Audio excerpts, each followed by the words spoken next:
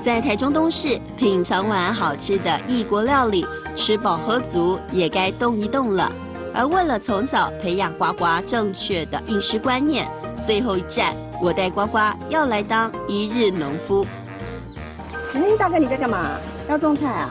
哎，我等下要种丝瓜，不过我等下要去摘葱啊。哦，你有没有空下不？好啊，好啊。哦，好。大哥要去采葱，我们一起去好不好？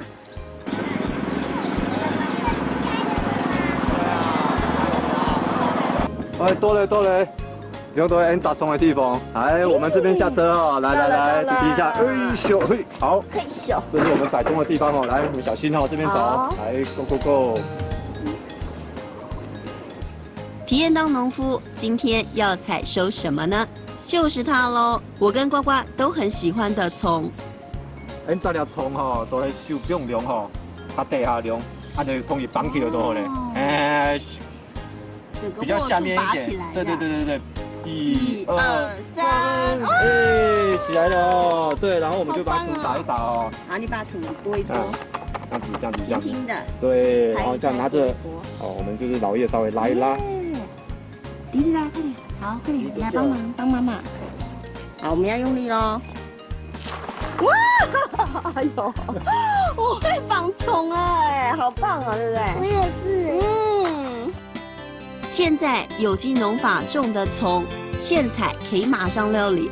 老板说，我们这么努力的当农夫，他决定要带我跟呱呱一起去手做下午茶点心。哦，那么俺就去做个葱油饼哈，好不好？哎，来。哇，这都是你拔的耶，超厉害的。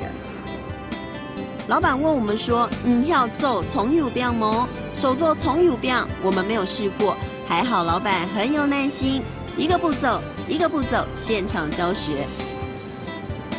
夏迪，你要做葱油饼吗？对，我觉得我都不好吃。很好吃啊，看起来就很好吃。亲子一起合作，没有什么可以难得倒我们。虽然做起来外形不怎么样，不过煎好之后一样很美味哦。对我们来说，这也是相当难得的亲子体验。妈咪，把葱好好玩哦。葱也可以做成葱油饼哦。那你问问老板，要做葱油饼吗？